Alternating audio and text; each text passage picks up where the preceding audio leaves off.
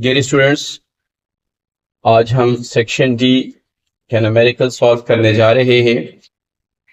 Chapter number 16 है। पहला numerical है मेरे पास। न्यूमेरिकल में कहता है a gas undergoes isothermal expansion at constant temperature of 300 kelvin. Temperature मुझे प्रोवाइडेड है and this temperature is equal to T, which is 300 Kelvin। लेकिन वो कहता है चूंकि ये आइसोथर्मल प्रोसेस है। स्टूडेंट्स वी नो, हमें पता होता है कि आइसोथर्मल प्रोसेस हमारे पास वो प्रोसेस होता है जिसमें टेम्परेचर कांस्टेंट रहता है, और किताब वाला लिखता भी है कि T is equal to 300 Kelvin, यानी कांस्टेंट टेम्परेचर है हमारे पास। सो ये जो प्रोसेस हमारे पास है ये है आइसोथर्मल।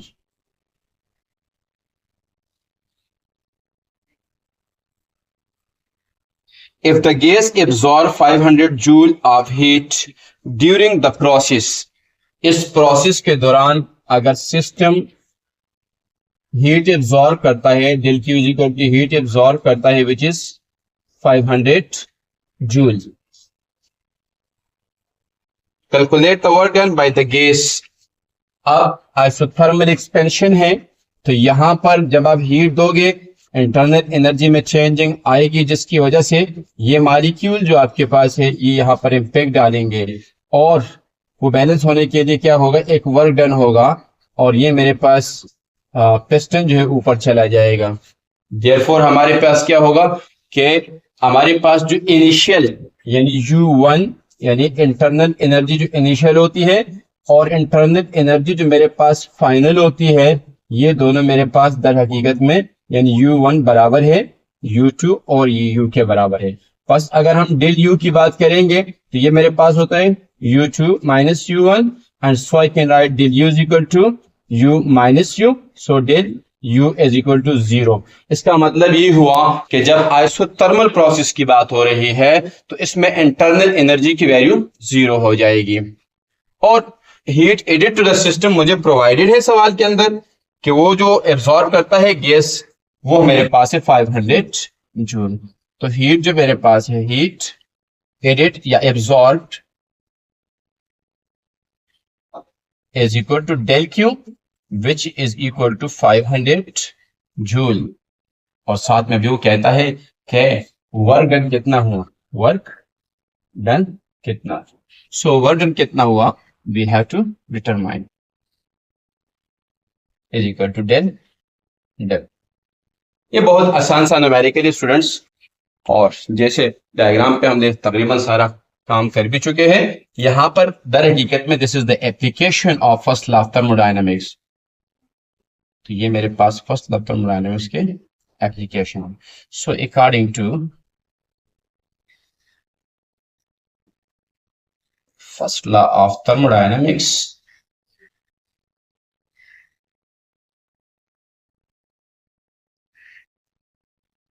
मैं लिख सकता हूं the amount of energy absorbed is equal to del U plus del W. सामने आपको नजर आ रहा है कि आइसोथर्मल प्रोसेस के लिए कंडीशन है कि del U is equal to 0 है। बस students this value will be 0, and so I can write del q as equal to del w. So I know del q as equal to 500 joule, which is equal to del w. It means del w is equal to 500 joule. It means the work done by the system is 500 joule. So मैं result लिख सकता हूं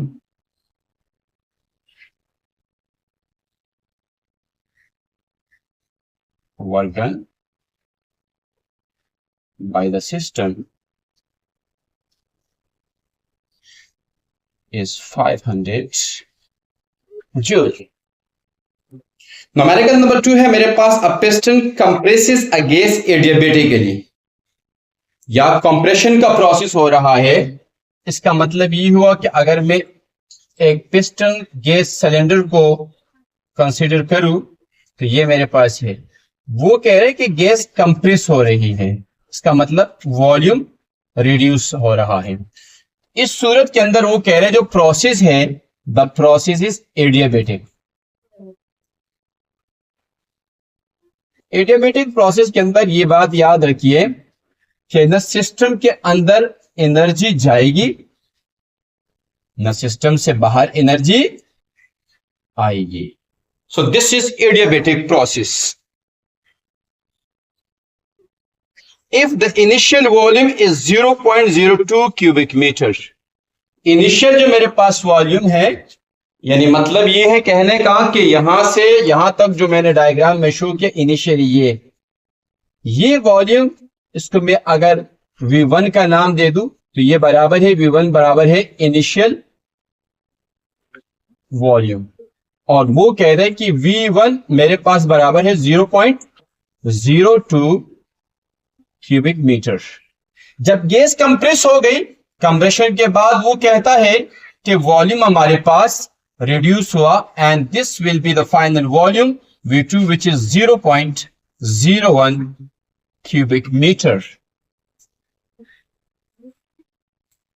सो इस data को मैं क्या करता हूं, यहां पे उतारता हूं। इनिशियल वॉल्यूम कितना है बेटा?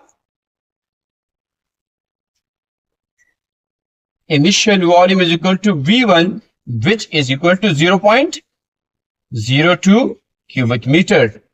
एंड स्टूडेंट्स फाइनल वॉल्यूम क्या है? 0.01 metre cube. 0.01 cubic metre. Very good. Adiabatic process हो रहा है। And the final pressure and the initial pressure is 200 kilo pascal. Initial pressure कितना है? 200 kilo pascal. Initial pressure is equal to P, पहले 1 कर दे, is equal to 200 kilo pascal. 200 kilo pascal. यानी इसका मतलब ये है कि जब वॉल्यूम मेरे पास V1 था, उस वक्त जो प्रेशर की बात हो रही है वो P1 है, और वो है 200 किलो पास्कल। बाद में यकीनन प्रेशर में चेंज आई होगी, तब तो वॉल्यूम रिड्यूस हुआ है। वो कहता है कि क्या मालूम करें? Final pressure. फाइनल प्रेशर मालूम करें। सो फाइनल प्रेशर को P2 करें, which is to be determined. या बहुत जरूरी बात उसने लिखी है कि the gas is behaving like an ideal gas. इस सूरत के अंदर मैं यहां पर बॉयल्स लॉ को यूज कर सकता हूं। बॉयल्स लॉ के एप्लीकेशन होते हैं आपके आइडियल गैस के ऊपर। सो स्टूडेंट्स सॉल्यूशन की तरफ जाते हैं, और हमारे पास according to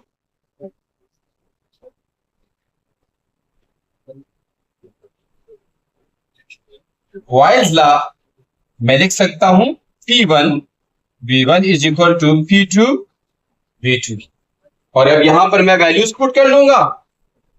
so I will get answer.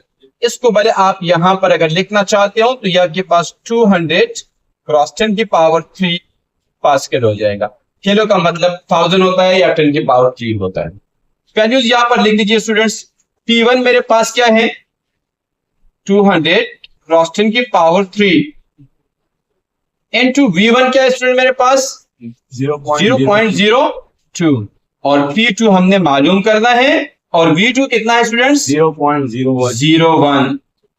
इस P2 को मालूम करना है, ये 0.01 या मल्टीप्लाई करें, इधर लाके डिवाइड करें।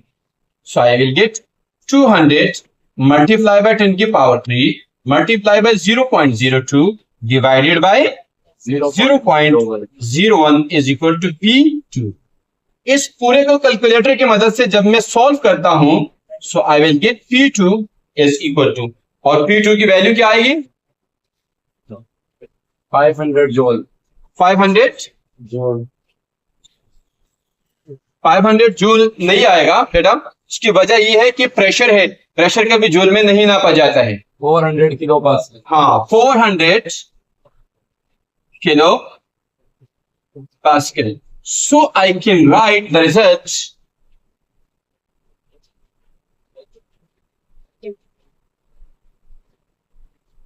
The final pressure is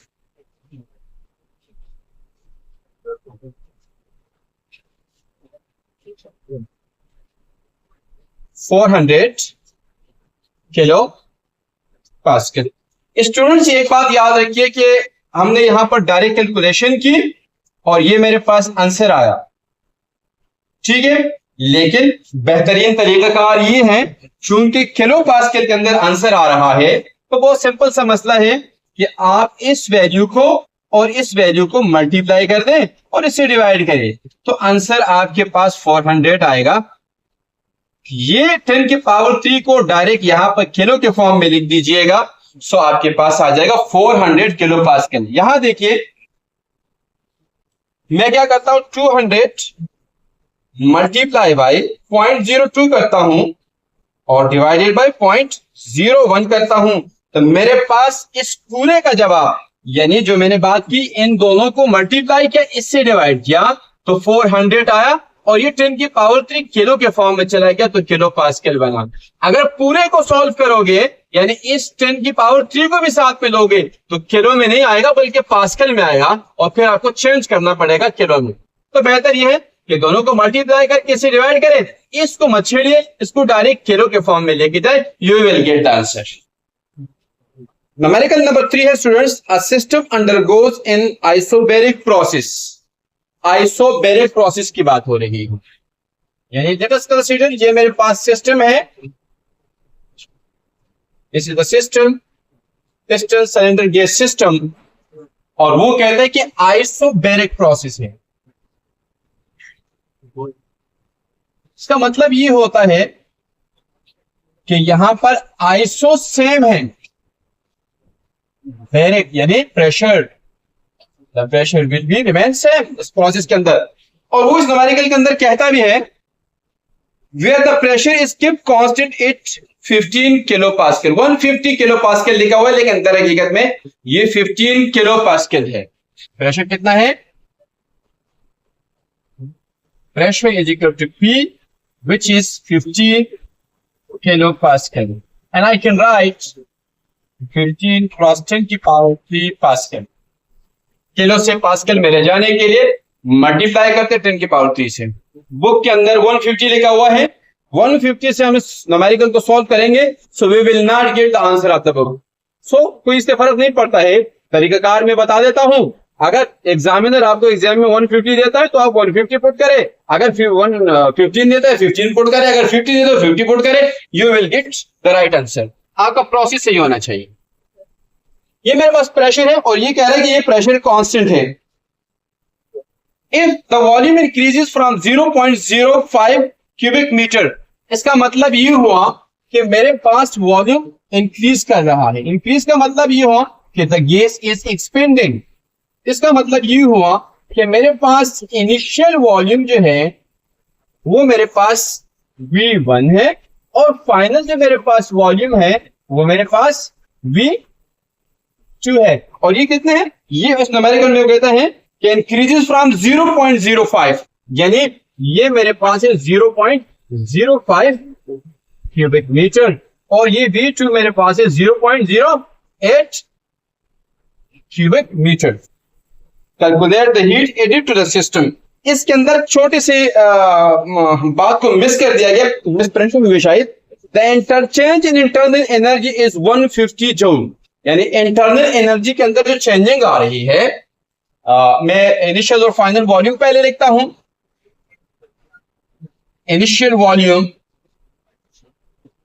is equal to V1 which is equal to 0.05 cubic meter, and final volume is equal to V2 which is 0.08 cubic meter. Change in internal energy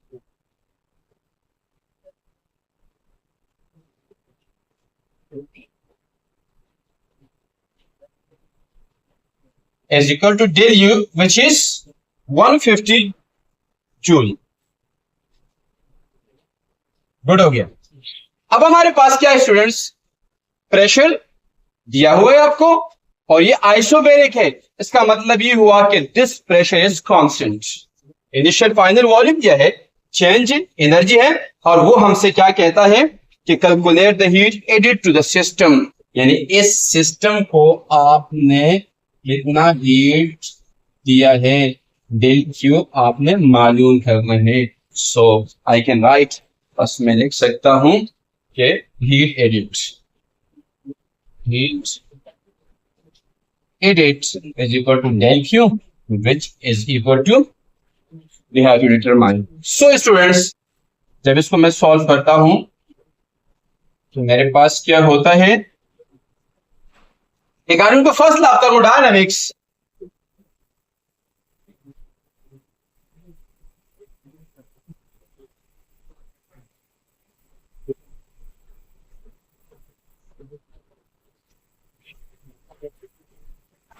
और वो मेरे पास क्या है, amount of heat added to the system is equal to del U plus del W.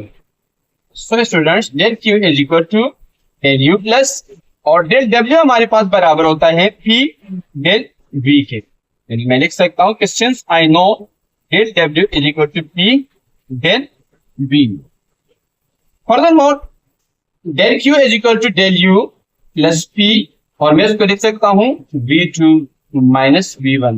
यानी इसका मतलब ये कि सिंस डेल V बराबर है V2 माइनस V1 की वैल्यू पुट करेंगे and we will get the required answer.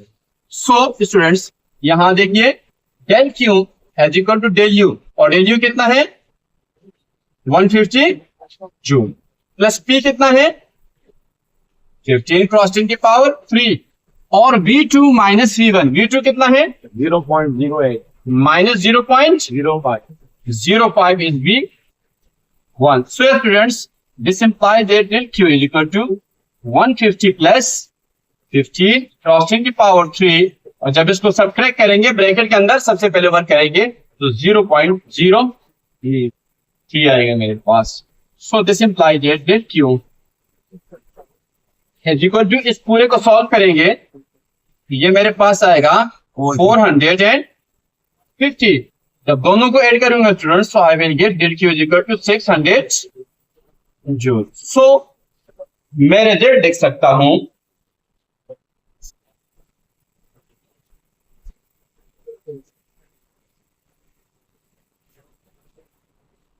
The amount of heat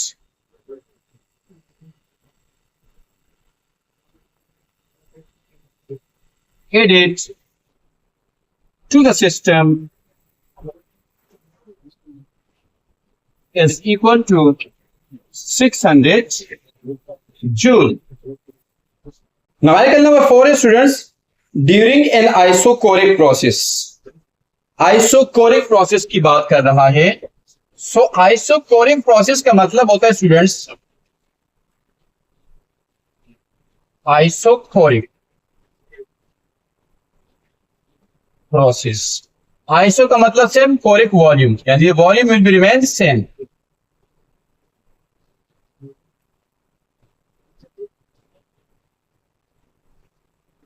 the internal energy of the gas increases by 300 joule. Internal energy मेरे पास इनिशियल में U1 उसकी कोई भी वैल्यू थी, मैं कंसीडर करता हूं जब समझाने के लिए, just let us consider this was 0 joule, और वो इंक्रीज विद 300 जूल, यानी U2 जो मेरे पास है वो कितना बना 300 जूल, यानी 0 से 300 तक एनर्जी पहुंची। So students, I can write del U, यानी change in internal energy will be U2 minus U1, and so I can write del U is equal to 300 minus 0, and del U is equal to 300 joule, and the change in internal energy is 300 joule. So I can write change in internal energy is equal to del U, which is 300 joule. If no work is done, वो कहते हैं अगर कोई काम नहीं हुआ है, so work done is equal to del W which is equal to 0 joule. कोई वर्क नहीं हुआ है मतलब 0 वर्क हुआ है। Determine the heat added to the system, बताइए कि इस सिस्टम को कितना हीट दिया गया है, एड कर दिया गया है, अमाउंट ऑफ हीट एडेड। मैं लिख सकता हूं heat added and heat added, this is del Q, this is we have to find out. ये भी सिंपल सा न्यूमेरिकल है स्टूडेंट्स, और हमारे पास क्या होगा तो जब हम इसको सॉल्व करेंगे, सो मेरे पास according to first of thermodynamics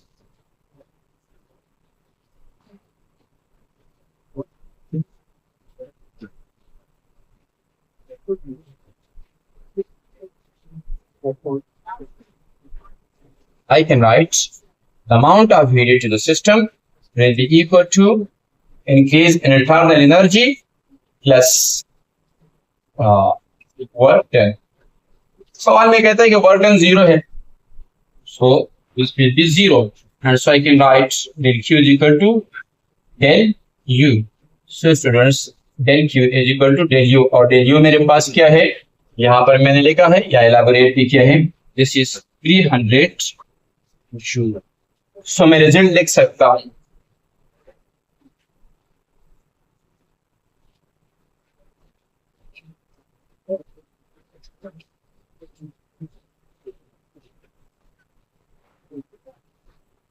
heat added is equal to 300 joule. अच्छा स्टूडेंट्स, यहाँ पर देखिए मैंने इसको 0 कंसीडर किया है, मिसाल के तौर पर ये 500 है, इनिशियल इंटरनल एनर्जी 500 जूल है, तो वो क्या है, इंक्रीज बाय 300 जूल। तो 500 में जब इंक्रीज 300 का आएगा तो ये टोटल 800 बनेगा। 800 फाइनल होगी, इनिशियल क्या है 500, 500 माइनस करे 800 में यू विल गेट 300। तो ये इस पे फर्क नहीं पड़ता, ये वैल्यू कुछ भी हो। सो स्टूडेंट्स, अब हमारे पास नेक्स्ट न्यूमेरिकल नंबर 5 है, a gas undergoes a cyclic process. Cyclic process का मतलब है कि जिस पॉइंट से प्रोसेस शुरू होगा उसी पे जाके खत्म हो जाएगा, ये साइक्लिक कहलाता है। Starting at point A with volume 0.02 cubic metre. मैं इसको थोड़ा इलाबोरेट करना चाहता हूं। सो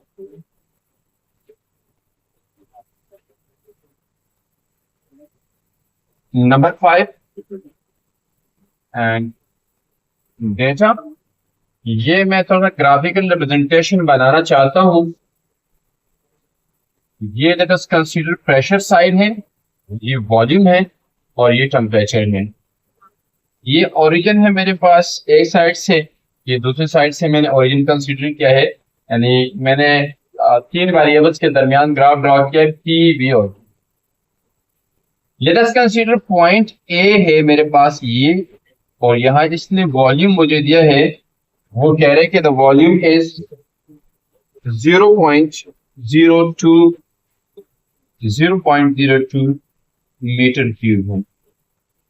साथ में आगे वो कह रहा है going to be isochoric heating. अब ये आपके पास ए से बी में प्रोसेस जा रहे हैं, let us consider this is B, point B, और ये जो आपके पास आइसोकोरिक हीटिंग का प्रोसेस चल रहा है। तो याद रहे कि आइसोकोरिक हीटिंग का मतलब ये है कि वॉल्यूम तो नहीं बढ़ रहा, या आप देख रहे हैं कि वॉल्यूम इंक्रीज नहीं हो रहा है, लेकिन ये जो एनर्जी जो जा रही है वो इंटरनल एनर्जी बढ़ा रही है।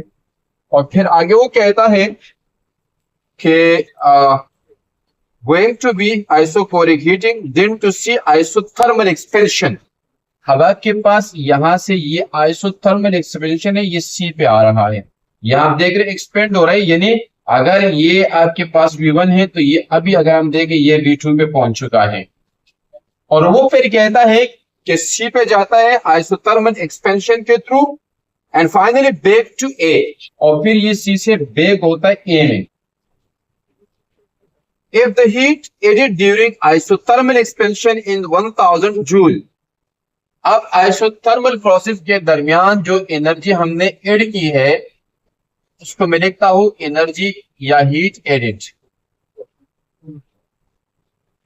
और वो हीट एडेड जो मेरे पास है वो Q2 है, और वो बराबर है 1000 जूल के।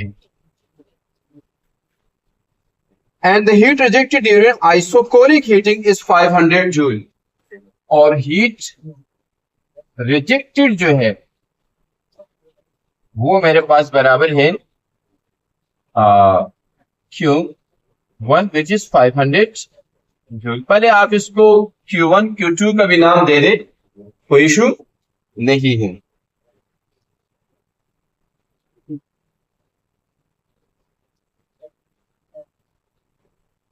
Calculate the network done by the system. वो कह रहे हैं कि नेटवर्क कितना होता है वो आप कैलकुलेट करें। सो नेटवर्क की बात हो रही है और डेल डब्ल्यू नेट हमने मालूम है। सर हीट एडेड 1000 जोल आएगा। Heat added is 1000। अब यहां पर मामला ये है स्टूडेंट्स के ये साइक्लिक प्रोसेस है, और याद रहे कि जब साइक्लिक प्रोसेस की बात होती है तो हमारे पास सिस्टम की इंटरनल एनर्जी जो इनिशियल स्टेट पे होती है वही हमारे पास दर हकीकत में फाइनल स्टेट पर, यानी यहां से सिस्टम चला चला वापस उसी जगह पे आया, तो यहां पर दोनों बराबर है दर हकीकत में, और वो यू है। तो मैं चेंज इन इंटरनल एनर्जी के पूरे प्रोसेस में अगर बात करूं वर्क डन, तो दर हकीकत में ये ग्राफ आपको बता रहा है। लेकिन मैं अगर चेंजिंग इंटरनल एनर्जी की बात करूं तो ये मेरे पास U2 माइनस U1 होता है, and so del U is equal to U minus U, और U में U 0। इसका मतलब ये हुआ कि इंटरनल एनर्जी के अंदर जो चेंज आ रही है वो दर हकीकत में 0 है मेरे पास।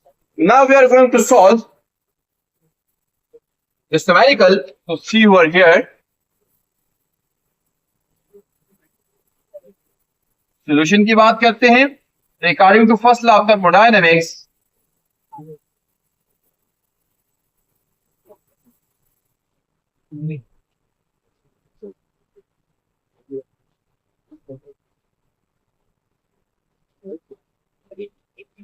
मैं लिख सकता हूं कि amount of energy added to the system, और यहां चूंकि हम नेट एनर्जी की बात करेंगे और नेटवर्क की बात करेंगे, so I can write del Q is equal to del U plus del W. So this implies that del Q is equal to this del U will be 0.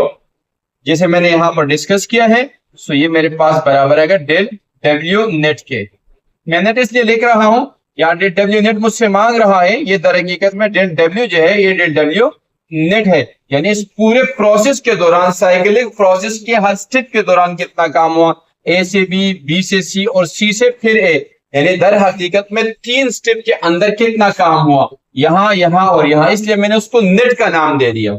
So I can write del W net is equal to, ये del Q है मेरे पास, ये बराबर होगा del Q1 minus del Q2।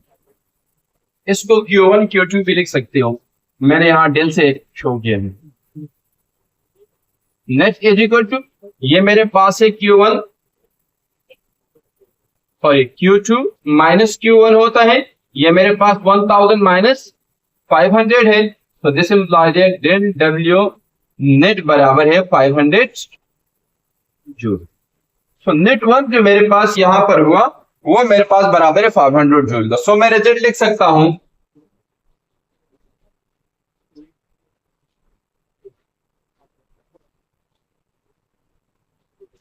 The network done during this cyclic process is equal to 500 joule. Students देखो numerical मेरे पास है number 6, a gas expand from 0.03 cubic meter to 0.06 cubic meter against a constant pressure of 1000 kilopascal. So this numerical is very easy, और इसमें मेरे पास initial volume जो है that is equal to 0.03 cubic metre, और फाइनल वॉल्यूम जो मेरे पास है वो बराबर है, इसको आप V1 कर दें, इसको आप V2 कर दें, and this final volume is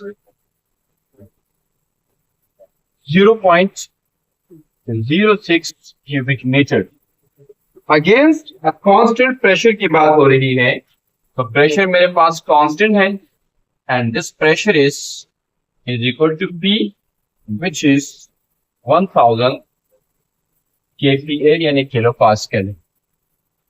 Calculate the work done in both reversible and irreversible process and compare the results। Reversible और इरिवर्सिबल में वर्क डन मालूम करिए। Work done W in reversible process और सेकंड मेरे पास है वर्क डन इन irreversible process. आई irreversible के लिए मैं बता रहा हूं और आगे वो कहता है कि दोनों को कंपेयर भी करें। कंपेयर WR एंड WI यानी रिवर्सिबल और इरिवर्सिबल को आप कंपेयर भी करें कि क्या डिफरेंस आता है। तो स्टूडेंट्स ये अगर हम देखते हैं, सबसे पहले हम थोड़ा सा समझने की कोशिश करेंगे कि ये इस सवाल में क्या कह रहा है। यहां देखिए मैं क्या करता हूं, मैं एक पिस्टन सिलेंडर सिस्टम लेता हूं और उसके जरिए इस पूरे प्रोसेस की वजाहत करता हूं। ये मेरे पास एक पिस्टन सिलेंडर सिस्टम है और मेरे पास V1 यानी late us consider this is V1 और ये बराबर है मेरे पास 0.03 क्यूबिक मीटर और V2 मेरे पास है। इसका मतलब ये है कि कुछ वर्क हुआ है जिसके बुनियाद पर ये मूव पिस्टन जो मेरे पास है ये मूव कर गया है और मेरे पास ये जो आ रहा है ये V2 है मेरे पास which is equal to 0.06 cubic metre. कहता है कि प्रेशर कांस्टेंट है and this pressure is 1000 kilo pascal. Cyclic reversible और इरिवर्सिबल प्रोसेस के अंदर वर्क डन मालूम है।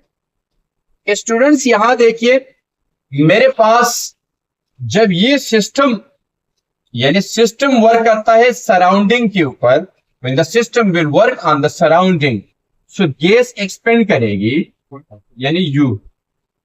सो मेरे पास इनिशियल वॉल्यूम ये है, फाइनल मेरे पास ये है। So some work will be done. एक वैल्यू मेरे पास यहां से आ जाएगी और मैं लेट अस कंसीडर करता हूं कि ये हमारे पास इरिवर्सिबल है। क्या है? इरिवर्सिबल प्रोसेस हो रहा है। सो इसको सॉल्व करने के लिए स्टूडेंट्स याद देखिए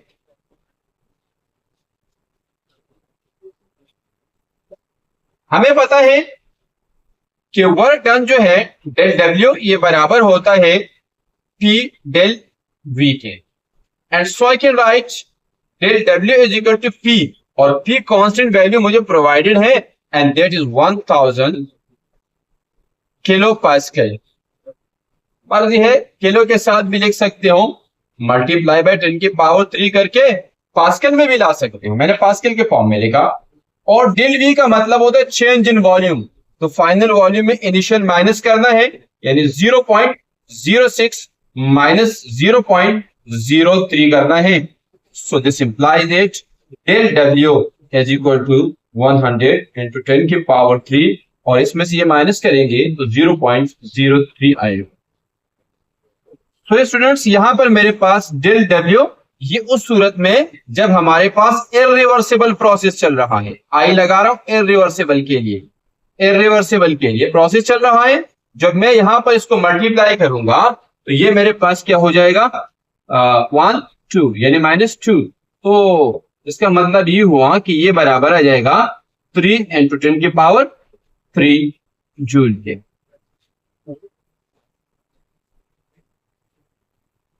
कैलकुलेटर की मदद से देखते हैं कि हमारा आंसर ठीक है कि नहीं है।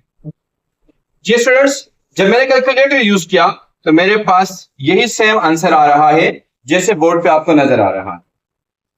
इसको अगर इन टर्म ऑफ मैं किलो पास्कल लिखना चाहूं तो I can write the work done in the irreversible process is equal to 3 kilojoule, यानी इन टर्म ऑफ किलो लिखना चाह रहा हूं किलो जूल।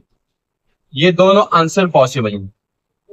ये उस सूरत में मेरे पास आंसर है कि जब मेरा प्रोसेस इरिवर्सिबल था। अब हम बात करेंगे रिवर्सिबल प्रोसेस की। याद रहे स्टूडेंट्स, रिवर्सिबल प्रोसेस में आपके पास क्या होता है, जिस इनिशियल पोजीशन से आपका सिस्टम मूव करता है, फॉर एग्जांपल ये ए से बी तक पहुंचा, सो मेरे पास ये क्या होगा, फिर रिटर्न ये वापस भी ए पे आएगा। इसका मतलब ये हुआ कि ए से बी तक जाने के लिए जो वर्क हुआ वो तो दर हकीकत में यही है। अब बी से ए तक आने का वर्क का मामला होगा, वो हम देखेंगे कि वो हमारे पास कैसे होता है। सो स्टूडेंट्स, इस सूरत के अंदर हम क्या करते हैं, ये वर्क है हमने इरिवर्सिबल प्रोसेस के लिए। अब हम वर्क करते हैं फॉर रिवर्सिबल प्रोसेस, फॉर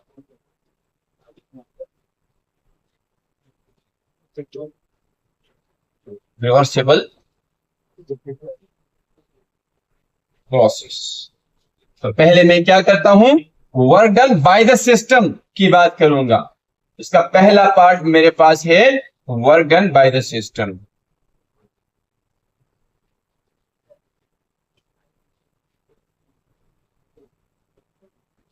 और वो क्या है, एल डब्ल्यू और रिवर्सिबल। हाँ, सिस्टम के लिए मैं काम कर रहा हूं, ये उस सूरत में है जब work done by the system का, work done by the system. So this will be equal to, और ये मेरे पास बराबर होता है पी। ये मेरे पास कितना है स्टूडेंट्स, ये मेरे पास है 100 किलो पास्कल। Kilo pascal. पहले इसको 10 की पावर 3 से मल्टीप्लाई करके पास्कल में लाइए। और चेंज, यहां पर हमने देखा था कि चेंज इन वॉल्यूम कितना था, multiply by 0.03। So L W reversible, ये जब मैं इन दोनों को मल्टीप्लाई कर लूंगा तो सिर्फ 3 क्रॉस 10 की पावर 3 और जूल आ जाएगा। सो डेल डब्ल्यू और इज इक्वल टू, इसको इन टर्म ऑफ अगर किलो लेके जाओ, किलो जूल हो जाएगा मेरे पास। याद रहे, यहां पर जो बात मैं कर रहा हूं ये सिर्फ सिस्टम ने वर्क किया। अभी वापस जब आएगा तो सिस्टम के ऊपर सराउंडिंग से वर्क होगा।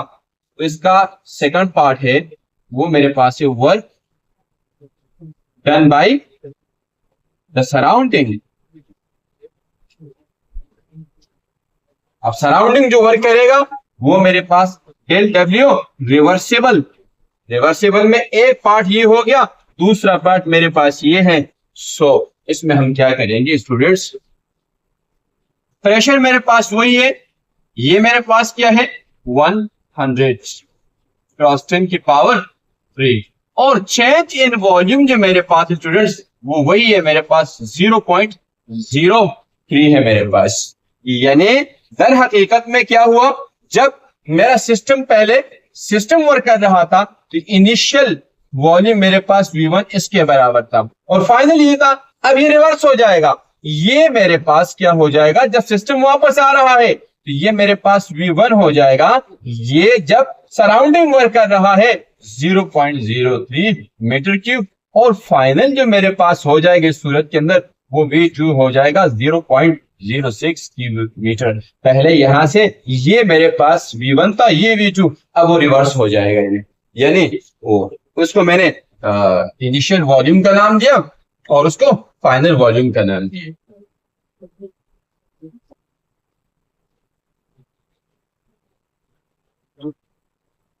चूंकि बात हो रही है हमारे रिवर्सिबल प्रोसेस की, सो मेरे पास क्या हुआ कि ये जो मेरे पास इनिशियल वॉल्यूम है जब सराउंडिंग वर्क करेगा सिस्टम के ऊपर तो ये मेरे पास V2 is equal to 0.03 cubic metre हो जाएगा, और ये मेरे पास सिस्टम वापस आ रहा है तो ये जो V2 है ये दर हकीकत में V1 हो जाएगा 0.06 मीटर क्यूब। स्टूडेंट्स याद रहे, जब आपके पास V2 और V1 का मामला आ रहा है तो ये अगर डिफरेंस की बात की जाए तो difference will be -0.03 cubic metre. यानी जब आप इसमें से इसको माइनस करोगे 0.03 में 0.06 माइनस करोगे, you will get this answer.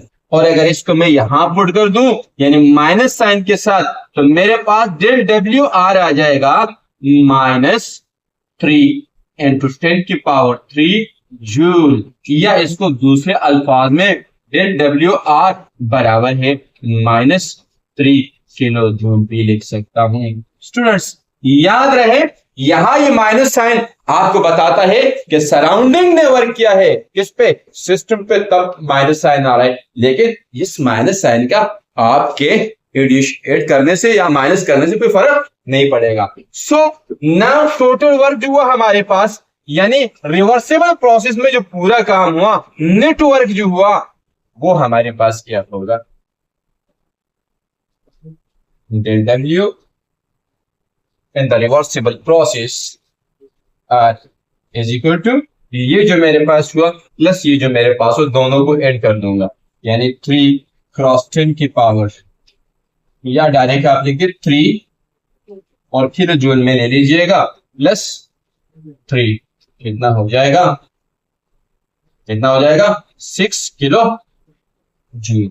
ये आपका आंसर आया किसमें, जब आपके पास ये प्रोसेस हो रहा है, और ये आपका आंसर आया जब सिंगल सिस्टम ने वर्क किया या इवन सराउंडिंग ने वर्क किया, लेकिन वो इरिवर्सिबल नहीं है। तो ये दो मेरे पास आंसर आए। आगे वो ये भी कह रहा है कि इन दोनों को आप क्या करें, कंपेयर भी करें। क्या करें, आइए कंपेयर कर लेते हैं। ठीक है, तो बात करते हैं कंपैरिजन। और कंपैरिजन में हमारे पास क्या होगा, डेल डब्ल्यू आर यानी work done in the reversible process divided by work done in the irreversible process. ये मेरे पास 6 है, ये मेरे पास 3 है, कैंसलेशन कर ले। So del W R upon del W R is equal to 1 is 3, 2 is 6, 2। इसका मतलब ये हुआ कि अगर मैं रेशो की बात करूं तो मेरे पास आ जाएगा del W R ratio del W I is equal to 2 ratio 1। तो ये कंपैरिजन है, ठीक है, ये इसके डबल के बराबर है, इसका रेशो ये बता रहा हूं।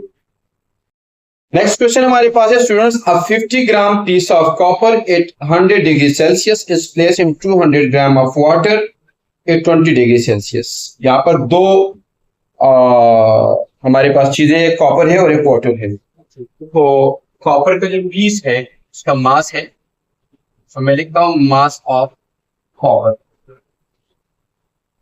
is equal to mc which is 50 gram, और टेम्परेचर क्या है कॉपर का,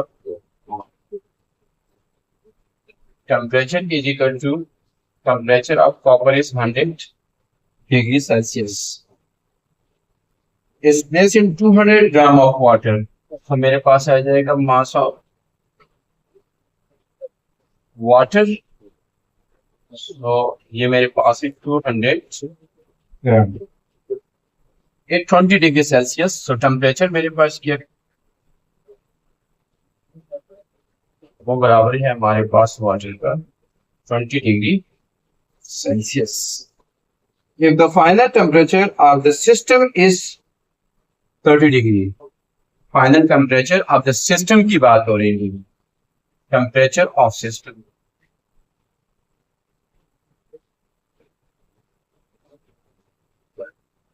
और वो मेरे पास है टेम्परेचर ऑफ सिस्टम बराबर है 30 डिग्री सेल्सियस।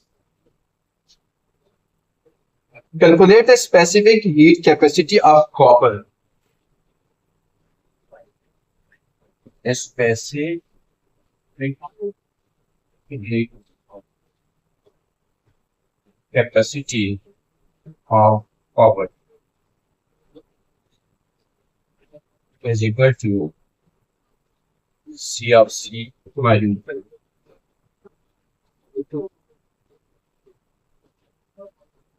और यहाँ पर heat capacity, specific heat capacity of water provided,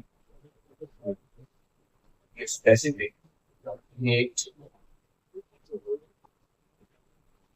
capacity of water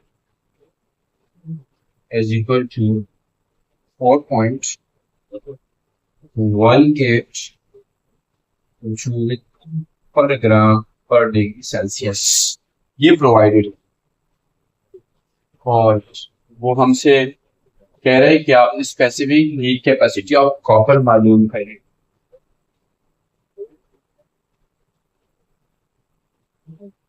ये बहुत सिंपल सा न्यूमेरिकल है, इसको समझने के लिए हम थोड़ा सा वर्किंग करते हैं ताकि हमें समझ में आ जाए और उसके बाद उस पर आगे बात करें।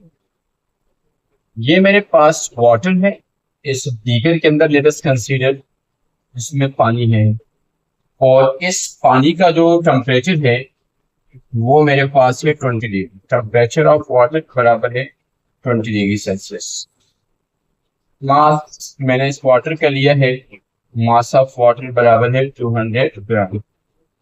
इसके अंदर मैंने कॉपर का एक पीस डाला और इस कॉपर की इस पीस का जो मास है मेरे पास, mass of copper is equal to 50 gram. इस पीस का जो इसमें डाल रहा हूं मैं, ये ठीक है, इसका जो टेम्परेचर है जब नहीं डाला था मैंने, तो ये टेम्परेचर इस पीस का TC बराबर है 100 डिग्री सेल्सियस।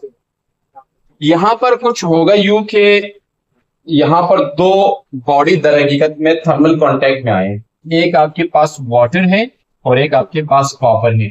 यहाँ पर कॉपर जो है हॉट बॉडी है और वाटर आपके पास कोल्ड बॉडी है, तो ये अपने थर्मल एनर्जी को वाटर को देगा और इसका टेम्परेचर रिड्यूस होता जाएगा और वाटर का बढ़ता जाएगा। एक वक्त ऐसा आएगा कि जब इस कॉपर पीस और इसके अंदर मौजूद पानी थर्मल इक्विलिब्रियम में आ जाएगा। किसमें आ जाएगा?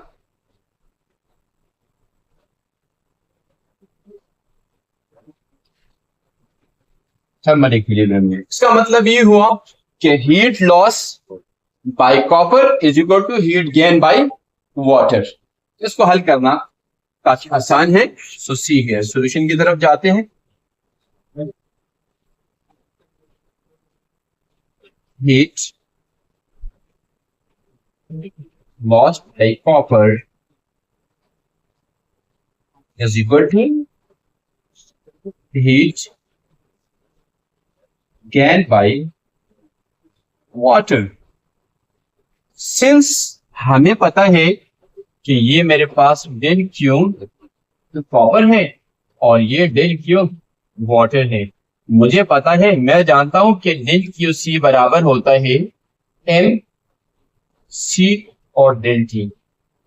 लेकिन इस तरफ चूंकि हम बात कर रहे हैं कॉपर के लिए, तो मास of copper, specific heat of copper, change in temperature of copper, और दिस इस साइड पे वाटर की बात हो रही है, तो मेरे पास आ जाएगा M mass of water, specific heat capacity of water and change in the temperature of water. अच्छा स्टूडेंट्स, यहां पर देखिएगा कि मेरे को यहां पर specific heat capacity of water दिया हुआ है, ये मेरे पास जूल पर ग्राम पर डिग्री सेल्सियस है। तो मैं डिग्री सेल्सियस को भी चेंज नहीं कर रहा हूं, मैं ग्राम को भी चेंज नहीं कर रहा हूं, मुझे कोई चेंज करने की जरूरत नहीं है। तो डायरेक्ट वैल्यूज पुट करूंगा and I will get the answer. MC मेरे पास कितना है? 50। सीसी मेरे पास कितना है? I have to determine. और चेंज इन टेम्परेचर मेरे पास कितना है? मेरे पास इनिशियल में 100 था और फाइनल में कितना हुआ?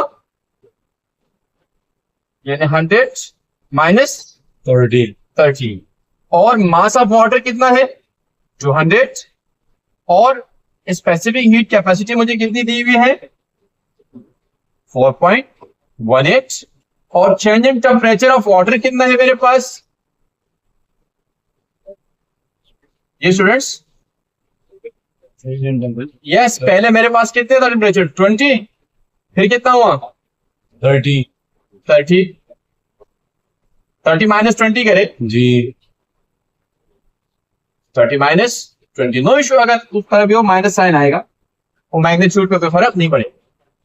सो मेरे पास क्या होगा कि ये 50 इंटू CC इंटू ये 70 आया is equal to 200 into 4.18 into 10। Now इसको इस तरफ लेके जाएंगे, CC is equal to 200 into 4.18 multiply by 10 upon 50। ये इधर मल्टीप्लाई हो रहा है, ये भी हो रहा है, दोनों को इधर लाके डिवाइड कर लो।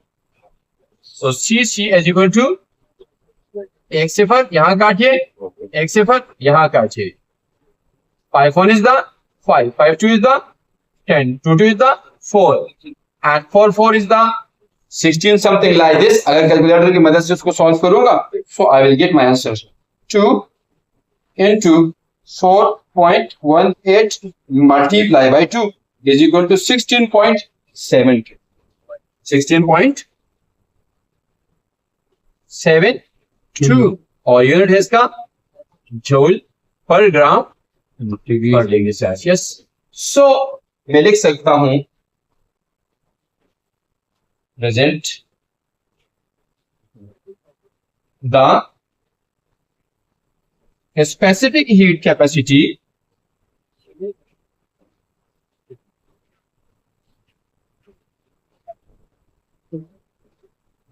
of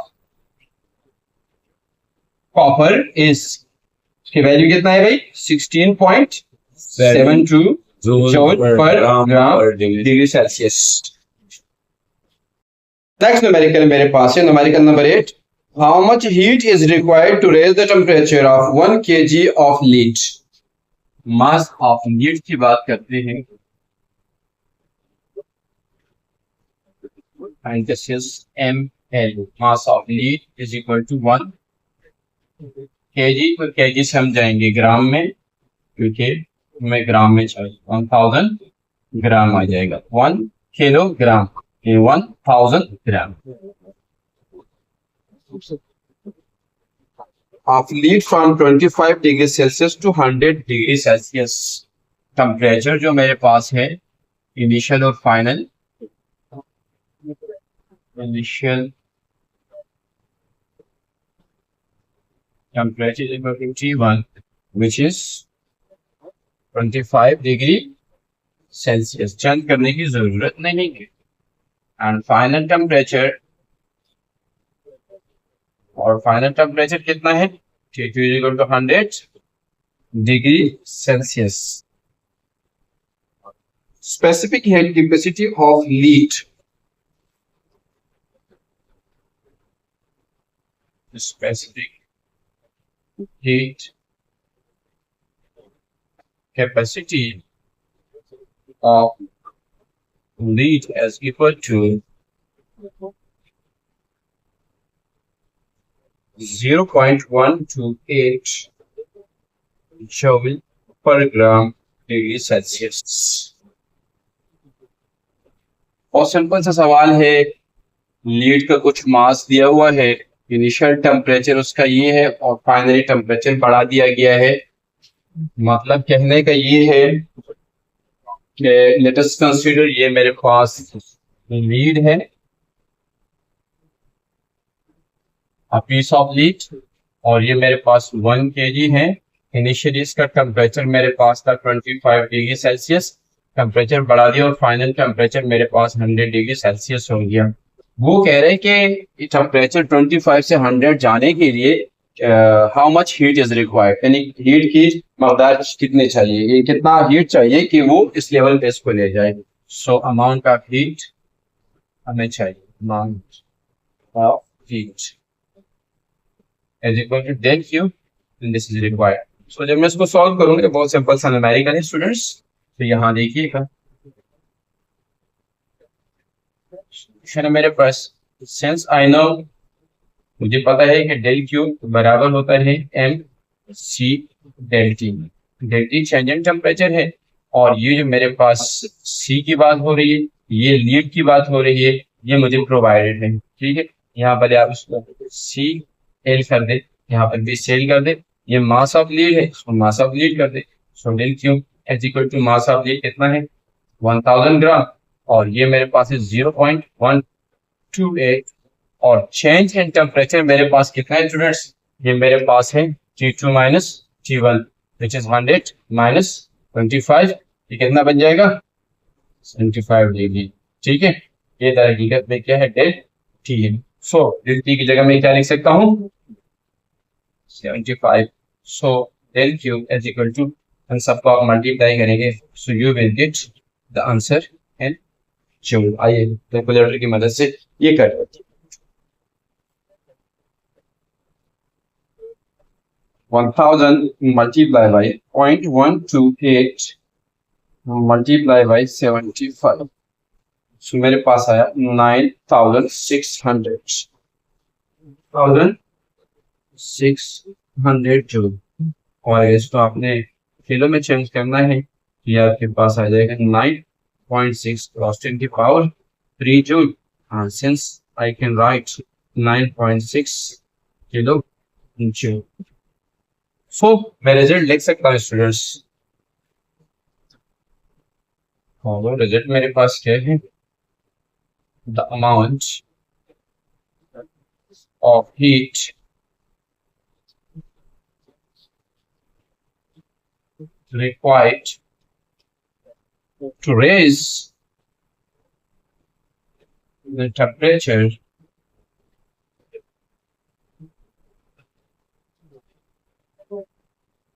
from 25 degree to 100 degree Celsius is 9.6 kilo joule or 9600 joule।